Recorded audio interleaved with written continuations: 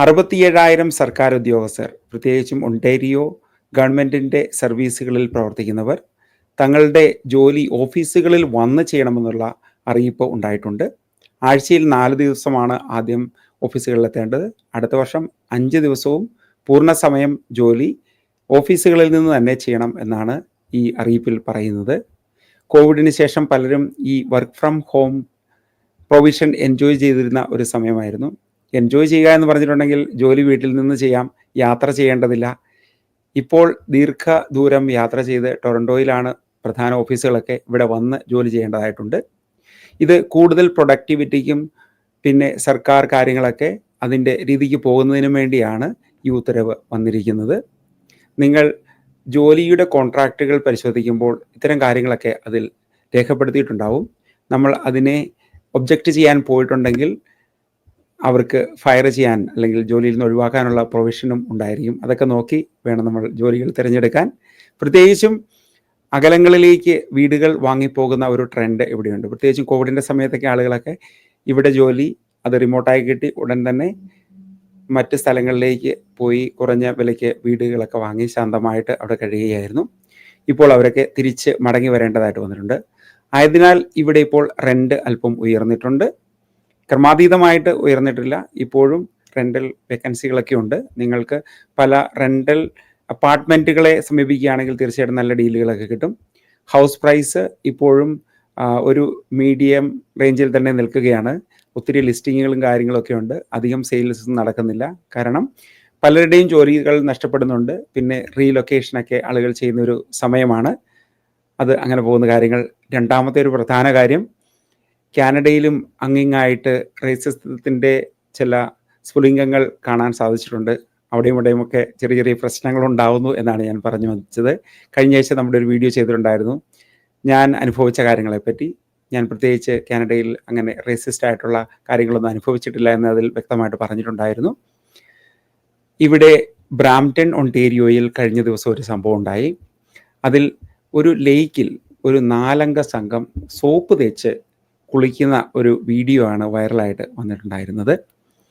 ഇത്തരം സംഭവങ്ങൾ ആളുകൾക്ക് അരോചകമായിട്ട് തന്നെ തോന്നാം. പ്രത്യേകിച്ചും നമുക്കറിയാം പ്രകൃതിയെ വളരെയധികം സ്നേഹിക്കുന്ന ആളുകളാണ് ഇവിടെയുള്ളവർ. പിന്നെ അവർക്ക് ചെറുപ്പം മുതലേ അങ്ങനെയുള്ള നല്ല ട്രെയിനിങ്ങുകൾ ലഭിച്ചിട്ടുണ്ട്. നല്ല രീതിയിൽ ഇടപെടുന്നതിൻ്റെയും പിന്നെ സമൂഹത്തിലെ രീതികളെ സംബന്ധിച്ചുള്ള കാര്യങ്ങളൊക്കെ. നമ്മുടെ നാട്ടിൽ ഒരു തോട്ടിൽ ചാടി കുളിക്കുന്ന ലാഘവത്തോടു കൂടി ഇവിടെ ലേക്കിലോ സ്വിമ്മിംഗ് പൂളിലോ ഒക്കെ പോയി നമ്മൾ പ്രോപ്പറായിട്ടുള്ള ഡ്രസ്സൊന്നും ധരിക്കാതെ ഒക്കെ ഇറങ്ങുകയോ അല്ലെങ്കിൽ സോപ്പ് തേച്ച് കുളിക്കുകയും തോർത്തുകയും ഒക്കെ അവിടെ തന്നെ ചെയ്തു കഴിഞ്ഞാൽ അത് വളരെ മോശമായിട്ടുള്ള കാര്യങ്ങൾ തന്നെയാണ്. ഇത് ഇന്ത്യക്കാരാണ് ചെയ്തത് എന്ന് ഒരു തെളിവുമില്ല. ഇന്ത്യക്കാര് എന്ന് പറയുമ്പോഴേക്കും ഇവിടെ ഇപ്പോൾ ബംഗ്ലാദേശിൽ നിന്നുള്ള ആളുകളുണ്ട്, ശ്രീലങ്കയിൽ നിന്ന് ആളുകളുണ്ട്, പാകിസ്ഥാനിൽ നിന്നുണ്ട്, അങ്ങനെ നിരവധി ഏഷ്യൻ രാജ്യങ്ങളിൽ നിന്ന് ആളുകൾ ഇവിടെ താമസിക്കുന്നുണ്ട്. ഇപ്പോൾ എന്ത് പ്രശ്നങ്ങൾ ഉണ്ടായിട്ടുണ്ടെങ്കിലും അത് ഇന്ത്യക്കാർ ചെയ്തതാണ് എന്ന് തന്നെയാണ് അത് വരുന്നത്. അതിൻ്റെ ഒരു പ്രധാന കാരണം, നമ്മൾ ഇങ്ങനെയുള്ള എന്തെങ്കിലുമൊക്കെ ഇൻസിഡൻസ് കാണുമ്പോൾ നമ്മൾ ഇന്ത്യക്കാർ തന്നെയാണിത് ഷെയർ ചെയ്യുന്നത് എല്ലാ സ്ഥലങ്ങളിലും. അപ്പോൾ എനിക്ക് തോന്നുന്നത് അതൊരു കാരണമാവാം. ഇത് നമ്മൾ തന്നെയാണ് എന്ന് മറ്റുള്ളവരിലേക്ക് ഒരു സന്ദേശം എത്തിക്കുന്നതിന് ഇത് കാരണമാകുന്നു എന്നാണ് എനിക്ക് തോന്നുന്നത്. വെരിഫൈ ചെയ്ത ശേഷം മാത്രം അത് ഇന്ത്യക്കാരാണോ അല്ലയോ എന്ന് നമ്മൾ പറയുക. അതുപോലെ തന്നെ പീറ്റർ ബറോ, ഞാൻ കഴിഞ്ഞ ആഴ്ചയിൽ ഒരു വീഡിയോ ഒക്കെ ചെയ്തിട്ടുണ്ടായിരുന്നു, ഷോർട്സ് ഇട്ടിട്ടുണ്ടായിരുന്നു, അവിടെ ഞാൻ പോയിട്ടുണ്ടായിരുന്നു. ഈ വീഡിയോ ചെയ്തു കഴിഞ്ഞ ശേഷം ഞങ്ങൾ അങ്ങോട്ടൊരു ട്രിപ്പൊക്കെ പോകുന്ന സമയമാണ്. അവിടെ ഒരു വംശീയ അധിക്ഷേപം ഉണ്ടായി. ഒരു ഇന്ത്യൻ ഫാമിലിക്ക് നേരെ കുറേ യുവാക്കളായിട്ടുള്ള ആളുകൾ അവരെ വധഭീഷണി വരെ നടത്തുകയുണ്ടായി. അതുമായിട്ട് ബന്ധപ്പെട്ടുള്ള പോലീസ് ഇൻവെസ്റ്റിഗേഷൻ ഉണ്ടായിരുന്നു. അതിലൊരാളെ അറസ്റ്റ് ചെയ്തതായിട്ട് രേഖപ്പെടുത്തിയിട്ടുണ്ട്. അതിൻ്റെ കൂടുതൽ വിവരങ്ങൾ അടങ്ങുന്ന കാര്യങ്ങളൊക്കെ പല ന്യൂസ് പേപ്പറുകളും റിപ്പോർട്ട് ചെയ്തിട്ടുണ്ട്. അതൊക്കെ നിങ്ങൾക്ക് കാണാവുന്നതാണ്. എനിക്ക് പറയാനുള്ളത്, പ്രത്യേകിച്ചും നമ്മൾ ഒരു കോമൺ സെൻസ് ഓടുകൂടി പെരുമാറുക. പ്രത്യേകിച്ചും ഇവിടുത്തെ മര്യാദകൾ എന്തെന്നൊക്കെ ഉള്ളത് മനസ്സിലാക്കുക. ഞാൻ കഴിഞ്ഞ ആഴ്ചയിൽ ഒരു മാസം മുമ്പാണ് വസാഗ ബീച്ചിൽ പോയിരുന്നു. വസാഗ ബീച്ച് വളരെ പ്രസിദ്ധമായ ബീച്ചാണ്. വളരെ ലോങ് ഡിസ്റ്റൻസ് ഉള്ള ലോകത്തിലെ തന്നെ ഒരു പ്രധാനപ്പെട്ട ബീച്ചാണ്. ഫ്രഷ് വാട്ടർ ബീച്ചാണ്. ഇന്ത്യക്കാരെ പറ്റി പല അധിക്ഷേപങ്ങളും അവിടെ വന്നിട്ടുണ്ടായിരുന്നു പണ്ടൊക്കെ. കഴിഞ്ഞ പ്രാവശ്യം അവിടെ പല സ്ഥലങ്ങളിലും ആളുകൾ മലമൂത്ര വിസർജനം നടത്തുന്നു എന്നുള്ള പരാതികളൊക്കെ വന്നിട്ടുണ്ടായിരുന്നു. അതിൻ്റെ ഇൻവെസ്റ്റിഗേഷനും കാര്യങ്ങളൊക്കെ അവിടെ നടന്നിട്ടുണ്ടായിരുന്നു. അത് കൃത്യമായിട്ട് തെളിയിക്കപ്പെട്ടിട്ടൊന്നുമില്ലായിരുന്നു. ഞാൻ കഴിഞ്ഞ പ്രാവശ്യം അവിടെ ചെന്നപ്പോൾ കണ്ട ഒരു കാര്യം എന്ന് പറഞ്ഞിട്ടുണ്ടെങ്കിൽ, നമ്മുടെ നാട്ടിൽ നിന്നുള്ളവർ തന്നെയാണ്. അത് ഏത് കമ്മ്യൂണിറ്റിയിൽ നിന്നാണെന്ന് ഞാൻ പറയുന്നില്ല, എങ്കിലും അവർ അവിടെ സ്ഥിരമായിട്ട് നമ്മൾ ധരിക്കുന്ന അടിവസ്ത്രം ധരിച്ച് തന്നെ അവർ വെള്ളത്തിൽ ഇറങ്ങി കുളിക്കുന്നുണ്ടായിരുന്നു. അത് ഒരിക്കലും അനുവദനീയമായ ഒരു കാര്യമല്ല. ഇപ്പോൾ ലേക്കിൽ കുളിക്കാൻ പോയിട്ടുണ്ടെങ്കിലോ അല്ലെങ്കിൽ സ്വിമ്മിംഗ് പൂളിൽ പോയിട്ടുണ്ടെങ്കിലോ അവിടെ ഒരു ഡ്രസ് കോഡ് ഉണ്ടാവും. അത് നിങ്ങൾ നോക്കുക. പ്രത്യേകിച്ചും സ്വിമ്മിംഗ് പൂളുകളിൽ ചെന്ന് കഴിയുമ്പോഴേക്കും അവിടെ നമുക്ക് സ്വിം വെയർ ഉണ്ടായിരിക്കണം. അതുപോലെ തന്നെ ഈ കുളത്തിൽ ഇറങ്ങുന്നതിന് മുമ്പ് അവിടുത്തെ വാഷ്റൂം ഉണ്ടാവും. അവിടെ ഒന്ന് ഷവർ ചെയ്തിട്ട് വേണം നമ്മൾ വെള്ളത്തിൽ ഇറങ്ങാൻ. കാരണം പല ആളുകളും അവിടെ ചാടുന്നതാണ്. കാരണം നമ്മുടെ ദേഹത്തിലെ പല കാര്യങ്ങളും വെള്ളത്തിൽ കലക്കേണ്ട ആവശ്യമില്ലല്ലോ. അത് കാരണം അങ്ങനെയുള്ള മര്യാദകൾ നോക്കുന്നത് നല്ലതായിരിക്കുമെന്ന് ഇതിൻ്റെ ഇടയ്ക്ക് എനിക്ക് പറയാൻ തോന്നുന്നു. ഓക്കെ, ഇനി അടുത്ത ഒരു പ്രധാന കാര്യം നമ്മുടെ ഇവിടുത്തെ വെതർ തന്നെയാണ്. ഇപ്പോൾ കാനഡയിലെ സമ്മർ ഏതാണ്ട് അവസാനിക്കാറായി എന്ന് തന്നെ പറയാം. ചില ദിവസങ്ങളിലൊക്കെ 15 ഡിഗ്രി മുതൽ 22 ഡിഗ്രി ഒക്കെ വരെയാണ് ഇപ്പോഴത്തെ വെതർ. ഈ വർഷത്തെ വെതർ നോക്കിക്കഴിയുമ്പോഴേക്കും നല്ല വീക്കെൻഡ്സുകളായിരുന്നു, സണ്ണി ആയിട്ടുള്ള വീക്കെൻഡ്സുകളായിരുന്നു ഈ വർഷം ഉണ്ടായിരുന്നത്. എന്നാൽ കാനഡയുടെ വിവിധ പ്രദേശങ്ങളിൽ വരൾച്ച അനുഭവപ്പെട്ടിട്ടുണ്ടായിരുന്നു. കൃഷിക്ക് അനുയോജ്യമല്ലാത്ത ഒരു കാലാവസ്ഥയും ആണ് ഈ വർഷം എന്ന് തന്നെ പറയാം. പ്രത്യേകിച്ചും പല സ്ഥലങ്ങളിലും മഴ ലഭിക്കുന്നില്ലായിരുന്നു. അതോടൊപ്പം തന്നെ ചൂട് കൂടുതലായിരുന്നു. കാട്ടുതീയുടെ വാർത്തകൾ കാര്യമായിട്ട് ഈ ആഴ്ചയിലില്ല. ഒണ്ടേരിയയിൽ നിന്നും മറ്റ് പ്രൊവിൻസുകളിൽ നിന്നുണ്ടെങ്കിൽ തീർച്ചയായിട്ടും നിങ്ങൾ താഴെ കമൻറ്റ് ചെയ്യണം. ഇത്രയൊക്കെയാണ് കാലാവസ്ഥാ വാർത്തകൾ. കാനഡയിലെ കൺസർവേറ്റീവ് പാർട്ടിയുടെ ലീഡർ പിയറെ പൊളിവർ, അദ്ദേഹം രണ്ടാമത് ഇലക്ഷനിൽ നിന്ന് ഇപ്പോൾ ജയിച്ചിരിക്കുകയാണ്. പാർലമെൻറ്റ് സീറ്റ് കരസ്ഥമാക്കിയിരിക്കുകയാണ്. ആൽബർട്ടയിലെ ബാറ്റിൽ റിവർ ക്രോഫൂട്ട് എന്ന ഗ്രാമീണ മണ്ഡലത്തിൽ നിന്നാണ് അദ്ദേഹം ഇപ്പോൾ വിജയിച്ചു വന്നിരിക്കുന്നത്. ഇനി രാഷ്ട്രീയ ചലനങ്ങൾ നമുക്ക് വ്യക്തമായിട്ട് കാണാൻ സാധിക്കും. രാഷ്ട്രീയ വാർത്തകൾ കൂടുതൽ വിശദമായി അടുത്ത ആഴ്ച ഉണ്ടാവും. എയർ കാനഡയുടെ ഫ്ലൈറ്റ് അറ്റൻഡൻസിൻ്റെ അവരുടെ ബെനഫിറ്റ്സിനും അതോടൊപ്പം തന്നെ പുതിയ നിയമ ഉത്തരവുകൾക്ക് എതിരെ ആയിട്ടുള്ള സമരമാണിപ്പോൾ നടന്നുകൊണ്ടിരിക്കുന്നത്. 10,000 പേരോളമാണ് സമരത്തിൽ ഏർപ്പെട്ടിരിക്കുന്നത്. ഏകദേശം 700 സർവീസുകളാണ് ഇപ്പോൾ ക്യാൻസൽ ചെയ്യപ്പെട്ടിട്ടുള്ളത്. 100,000-ഓളം കനേഡിയൻസിനെയാണ് ഇത് അഫക്റ്റ് ചെയ്തിരിക്കുന്നത്. ലോക്കൽ ആൻഡ് ഇൻ്റർനാഷണൽ യാത്രകളെ ഇത് സാരമായിട്ട് തന്നെ ബാധിച്ചിട്ടുണ്ട്. നിങ്ങൾക്ക് കൂടുതൽ അപ്ഡേറ്റിന് വേണ്ടി തീർച്ചയായിട്ടും CBC ന്യൂസ്, ഗ്ലോബൽ ന്യൂസ്, അതോടൊപ്പം തന്നെ എയർ കാനഡയുടെ വെബ്സൈറ്റ് പരിശോധിക്കാവുന്നതാണ്. വാർത്തകൾ തീർന്നിട്ടില്ല. ഇനിയൊരു പ്രധാന വാർത്ത അല്ലെങ്കിൽ നമ്മൾ വിശകലനം ചെയ്യേണ്ട ഒരു കാര്യമാണ് AI അപ്ഡേറ്റുകളാണത്. ഒരു 2 വർഷമായിട്ട് ഞാൻ AI സംബന്ധിച്ച പല വീഡിയോകളും ഇടുന്നുണ്ടായിരുന്നു. 2022 പകുതിയോടുകൂടിയാണ് AI പ്രധാനമായിട്ടും കടന്നു വന്നത്. ആ സമയം മുതലേ കൃത്യമായിട്ട് അപ്ഡേറ്റുകൾ നോക്കുകയും റിസർച്ചുകൾ ചെയ്യുകയും വിവിധ വീഡിയോകളും പോഡ്കാസ്റ്റുകളും ഒക്കെ നിരന്തരമായിട്ട് ശ്രവിക്കുകയും ചെയ്യുന്നുണ്ടായിരുന്നു.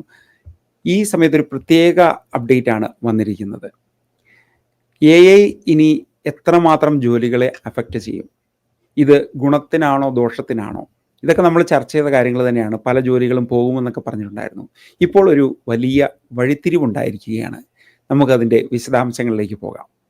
AI തുടങ്ങിയത് നമ്മളെല്ലാവരും അറിയുന്നത് ChatGPT ഇൻട്രൊഡ്യൂസ് ചെയ്തപ്പോഴാണ്. അതൊരു ചാറ്റ് സിസ്റ്റം ആയിരുന്നു. നമുക്ക് എന്തെങ്കിലും കാര്യങ്ങളൊക്കെ ചോദിച്ചിട്ടുണ്ടെങ്കിൽ അതിന് കൃത്യമായിട്ടുള്ള മറുപടി തരുന്ന ഒരു സംവിധാനമായിരുന്നു. പിന്നീട് പല റോബോട്ടുകളും അവതരിക്കപ്പെട്ടു. അതിൻ്റെ പല കാര്യങ്ങളും നമ്മൾ കണ്ടതാണ്. പല റോബോട്ടുകളും റെസ്റ്റോറൻറ്റുകളിൽ ജോലി ചെയ്യുന്നു, അല്ലെങ്കിൽ റോബോട്ട് ആയിട്ട് നമ്മൾക്ക് കാണാൻ സാധിച്ചില്ലെങ്കിലും പല കാര്യങ്ങളും നമ്മൾ എൻട്രി ചെയ്ത് കഴിയുമ്പോഴേക്കും പല സർവീസുകളും നമ്മൾക്ക് ലഭിക്കുന്നു. അല്ലെങ്കിൽ കസ്റ്റമർ സർവീസ് ബോട്ടുകൾ എന്ന് പറഞ്ഞിട്ടുണ്ടെങ്കിൽ മനുഷ്യരല്ല, AI ഏജൻസ് ആണ്. അവർ നിങ്ങളെ ഉത്തരങ്ങൾ നൽകി സഹായിക്കുന്നു. ഇത് പല ജോലി മേഖലകളെയും ബാധിച്ചിട്ടുമുണ്ടായിരുന്നു. നമുക്കറിയാം, നാട്ടിലെ പ്രത്യേകിച്ചും NDAയിലെ IT ജോലികൾ നിരവധി അതുമൂലം നഷ്ടപ്പെടുകയും ചെയ്തിട്ടുണ്ടായിരുന്നു. TCSലെ പല ലേ ഓഫുകളും അല്ലെങ്കിൽ മുന്നോട്ടുള്ള ലേ ഓഫുകളൊക്കെ പറയുന്നത് ഏകദേശം 12,000 പേരുടെ ജോലി പോകുന്നു, അല്ലെങ്കിൽ സൈലൻ്റ് ആയിട്ടുള്ള ലേ ഓഫുകളൊക്കെ നടക്കുന്നു.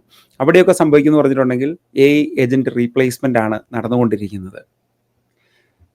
കഴിഞ്ഞ ഒരു പോഡ്കാസ്റ്റിൽ എനിക്ക് കേൾക്കാൻ സാധിച്ചെന്ന് പറഞ്ഞിട്ടുണ്ടെങ്കിൽ ഇനിയിപ്പോൾ ബാംഗ്ലൂരിലൊക്കെ ജോലി ചെയ്യുന്ന ടെക്കികൾ അവരുടെ ഇപ്പോഴത്തെ വരുമാനത്തിന് അനുസരിച്ചുള്ള പ്ലാനിങ്ങുകളാണ് അവർ ചെയ്തുകൊണ്ടിരിക്കുന്നത്.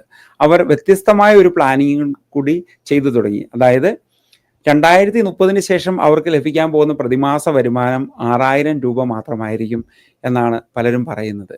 ഇത് ഒരു 2 മാസം മുമ്പ് പറഞ്ഞ കാര്യമാണ്. അവർ അതിനാൽ പല സ്ഥലങ്ങളിലും പോയി ഒരു 1 ഏക്കർ സ്ഥലമോ അല്ല 2 ഏക്കർ ഫാമോ ഒക്കെ വാങ്ങി അവരുടെ ഫാമിലിക്ക് കഴിയാൻ വേണ്ടിയുള്ള സംവിധാനങ്ങളൊക്കെ ഒരുക്കാൻ തന്നെ അവർ തുടങ്ങിയിട്ടുണ്ടായിരുന്നു. 1700-800കളിലാണ് നമുക്ക് ഇൻഡസ്ട്രിയൽ റവല്യൂഷൻ കാണാൻ സാധിച്ചത്. ആ സമയത്ത് പല മെഷീനുകളും കണ്ടുപിടിക്കപ്പെട്ട് കഴിഞ്ഞപ്പോഴേക്കും ആളുകളൊക്കെ നഗരങ്ങളിലേക്ക് കുടിയേറുകയും അവിടെ താമസമാവുകയും അതിനു മുമ്പ് അഗ്രികൾച്ചർ ആയിരുന്നു ആളുകളുടെ എല്ലാം ഉപജീവന മാർഗം എന്ന് പറഞ്ഞിരുന്നത്. ധാരാളം അധ്വാനം അവർക്കുണ്ടായിരുന്നു. എന്നാൽ ഇൻഡസ്ട്രിയലൈസേഷൻ വന്നു കഴിഞ്ഞപ്പോഴേക്കും പലരും ഉപകരണങ്ങൾ ഉപയോഗിക്കാൻ തുടങ്ങി, അല്ലെങ്കിൽ അവയെപ്പറ്റി പഠിച്ചു തുടങ്ങി. അങ്ങനെ ആ മേഖലയിലും ആളുകൾക്ക് ജോലി കിട്ടി. 2000-ലാണ് ഇൻ്റർനെറ്റ് കടന്നു വരുന്നത്. 2000-ൽ ഇൻ്റർനെറ്റ് കടന്നു വന്നു കഴിഞ്ഞപ്പോഴേക്കും അതൊരു ബൂമായിരുന്നു. ഇനിയിപ്പോൾ എല്ലാം ഇൻ്റർനെറ്റിൽ ആയിരിക്കും, ഇനി പല ജോലികളും നഷ്ടപ്പെടും. അതും ഒരു ബബിൾ ആയിരുന്നു. ബബിൾ എന്ന് പറഞ്ഞിട്ട് ഒരു കുമിള ആയിരുന്നു. ആളുകളൊക്കെ അതിന് പിന്നാലെ പോയി. ഉടൻ തന്നെ അമേരിക്കയിൽ ഒരു റിസഷൻ ഉണ്ടായി. .com ബബിൾ എന്ന് പറയുന്ന ഒരു റിസഷൻ ആ സമയത്ത് ഉണ്ടായിട്ടുണ്ടായിരുന്നു. എങ്കിലും നമുക്ക് കാണാൻ സാധിക്കുന്നത് 2000 മുതൽ 2025 വരെയുള്ള കാലയളവിൽ പല കമ്പനികളും ഉയർന്നു വന്നു. ആമസോൺ, ഗൂഗിൾ, മൈക്രോസോഫ്റ്റ്, ഫേസ്ബുക്ക് ഇതൊന്നും അതിനു മുമ്പ് ഉണ്ടായിരുന്ന കമ്പനികളല്ല. അവയെല്ലാം ഇൻ്റർനെറ്റിൻ്റെയോട് കൂടി തന്നെയാണ് ഉയർന്നു വന്നത്. അവയൊക്കെയാണ് ഇപ്പോഴത്തെ ലോകത്തിലെ ഏറ്റവും പ്രധാന കമ്പനികൾ. AI-യിലേക്ക് ഇൻവെസ്റ്റ് ചെയ്തിരിക്കുന്നത്, ആളുകൾ ഇൻവെസ്റ്റ് ചെയ്തിരിക്കുന്നത്, അല്ലെ കമ്പനികൾ ഇൻവെസ്റ്റ് ചെയ്തിരിക്കുന്നത് $400 ബില്യൺ ആണ്. ഇത്രയധികം പണം ഇൻവെസ്റ്റ് ചെയ്താണ് കാര്യങ്ങൾ ഇപ്പോൾ അവർ ഡെവലപ്പ് ചെയ്തുകൊണ്ടേയിരിക്കുന്നത്. വിവിധ കമ്പനികളിൽ ജോലി ചെയ്യുന്ന AI സയൻറ്റിസ്റ്റുകളെ മാർക്ക് സക്കർബർഗ് തൻ്റെ മെറ്റയിലേക്ക് ആകർഷിക്കുകയും പ്രത്യേകിച്ചും അവർക്ക് വളരെ പ്രോമിസിംഗ് ആയിട്ടുള്ള പൊസിഷൻസും അതോടൊപ്പം തന്നെ വലിയ സെലിബ്രിറ്റി സാലറികളും നൽകിയാണ് അവരെ സ്വീകരിച്ചത്. എന്നാൽ ഈ കഴിഞ്ഞ ദിവസം വന്ന ഒരു റിപ്പോർട്ട് കാണിക്കുന്നത്, MIT-യുടെ ഒരു റിപ്പോർട്ട് കാണിക്കുന്നത് 95% AI കാര്യങ്ങളും അഥവാ അമിതമായ ഹൈപ്പ് ഇതിന് കൊടുത്തിട്ടുണ്ടായിരുന്നു. അതിന് 95% അവർക്ക് റിസൾട്ട് പ്രൊഡ്യൂസ് ചെയ്യാൻ സാധിച്ചില്ല. 5% മാത്രമേ ഉള്ളൂ ഇതിൻ്റെ പ്രവർത്തനക്ഷമത കമ്പനികളിൽ കാണാൻ സാധിക്കുന്നുള്ളൂ. ഇതൊരു ഞെട്ടിപ്പിക്കുന്ന റിപ്പോർട്ട് തന്നെയാണ്. ഈ റിപ്പോർട്ട് വന്നു കഴിഞ്ഞ ശേഷം പല കമ്പനികളും പല തീരുമാനങ്ങളും എടുക്കുകയാണിപ്പോൾ. അതായത് ഇത്രയധികം പണം എന്തിനാണിപ്പോൾ ചിലവഴിക്കുന്നത്? $400 ബില്യൺ എന്ന് പറയുമ്പോഴേക്കും സൗത്ത് ആഫ്രിക്കയുടെ GDP-യുടെ തുല്യമാണത്. നമുക്ക് ഇനി നോക്കിക്കാണാവുന്ന ഒരു കാര്യം, പല കമ്പനികളും ഇതിൽ നിന്ന് പിന്നോട്ട് പോകും. ഞാനും കുറച്ചു മുമ്പ് പറഞ്ഞിട്ടുണ്ടായിരുന്നു, പല വീഡിയോകളിലും പറഞ്ഞിട്ടുണ്ടായിരുന്നു, പല ജോലികളും നഷ്ടപ്പെടും. ഇനി ഇൻവെസ്റ്റ്മെൻറ്റ് കാര്യമായിട്ട് അതിലോട്ട് പോയിട്ടില്ലെങ്കിൽ ഡെവലപ്മെൻറ്റും സാവധാനം കുറയും. ബാംഗ്ലൂരിലെ ടെക്കികൾക്ക് അവർക്ക് 6000 രൂപ ശമ്പളത്തിലേക്ക് മടങ്ങിപ്പോകേണ്ടി വരുമോ? നിങ്ങൾക്ക് തീർച്ചയായിട്ടും നിങ്ങളുടെ അഭിപ്രായങ്ങൾ താഴെ കുറിക്കാം. ഇതൊരു മാറ്റമാണ്. നമുക്കറിയാം 2000-ലെ ഇൻ്റർനെറ്റ് അത് ഇപ്പോൾ എവിടെ എത്തി നിൽക്കുന്നു. ഇതൊക്കെ മാറിപ്പോകും എന്ന് നമുക്ക് വിചാരിക്കാവുന്ന കാര്യമല്ല. ഒരു കാര്യമാണ് എനിക്ക് സജസ്റ്റ് ചെയ്യാനുള്ളത്. ഇപ്പോൾ BCA പഠിച്ചുകൊണ്ടിരിക്കുന്ന കുട്ടികളും അല്ലെങ്കിൽ കമ്പ്യൂട്ടർ സയൻസ് അല്ലെങ്കിൽ റോബോട്ടിക്സ്, കോഡിങ് ഇവയൊക്കെ പഠിച്ചുകൊണ്ടിരിക്കുന്നവർ അതിൽ തുടരുക, സാധ്യതകളെ മനസ്സിലാക്കുക. AI സോഫ്റ്റ്വെയർസ് അല്ലെങ്കിൽ AI ഉപയോഗിച്ചുണ്ടാകുന്ന കോഡ്സ് ഉണ്ടാക്കുന്ന സോഫ്റ്റ്വെയർസ് അത്രമാത്രം സക്സസ്ഫുൾ അല്ല. അതിനൊരു ഉദാഹരണം പറഞ്ഞിട്ടുണ്ടെങ്കിൽ, റെപ്ലിറ്റ് എന്ന് പറയുന്ന ഒരു AI കോഡിംഗ് സംവിധാനം ഉണ്ടാക്കിയ സോഫ്റ്റ്വെയർ ചില കമ്പനികളുടെ ഡേറ്റാബേസ് മൊത്തം ഇറേസ് ചെയ്ത് കളഞ്ഞു. അങ്ങനെയുള്ള സംഭവങ്ങൾ ഉണ്ടായിട്ടുണ്ട്. AI കോഡിംഗ് ചെയ്യും, പക്ഷേ അതിൽ എത്രമാത്രം കൃത്യതയുണ്ടെന്നുള്ളത് ഒരു മനുഷ്യൻ തന്നെ ഇരുന്ന് ഉറപ്പുവരുത്തണം. കോഡിങ് ചെയ്യുന്നവർക്ക് സ്കോപ്പ് ഇപ്പോഴും നഷ്ടപ്പെട്ടിട്ടില്ല. അവരുടെ പണി എളുപ്പമാവുകയാണ് ചെയ്യുന്നത്. അവർ 1 മാസം കൊണ്ട് ചെയ്യുന്ന കാര്യം 3 ദിവസം കൊണ്ട് ഇപ്പോൾ ചെയ്ത് തീർക്കാൻ സാധിക്കും. കൃത്യതയോടെ കാര്യങ്ങൾ പഠിക്കുകയാണെങ്കിൽ സോഫ്റ്റ്വെയർ മേഖലകളിൽ പഠിച്ചുകൊണ്ടിരിക്കുന്നവർക്ക് ഇനിയും സാധ്യതകളുണ്ട്. അതിനുവേണ്ടി നമ്മൾ നിരന്തരം അപ്ഡേറ്റഡ് ആയിട്ടിരിക്കുക. Keep on learning, upskill, reskill, update your self. അത് വളരെ ഇമ്പോർട്ടൻ്റ് ആണ്. ഇത്രയൊക്കെയാണ് നമ്മുടെ AI സംബന്ധിച്ച ഏറ്റവും പുതിയ അപ്ഡേറ്റ്സ് വന്നിരിക്കുന്നത്.